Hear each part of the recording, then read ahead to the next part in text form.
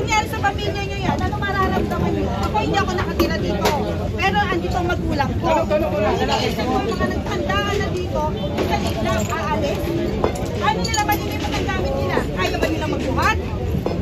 Sige yung kalagayan nyo doon. Kayo ang nandiyan sa buhay nila. Ito malaki, pawakan nyo. Ano mararamdaman nyo? Ano ba kadali? O makakano sa akin, makatigil? Ha?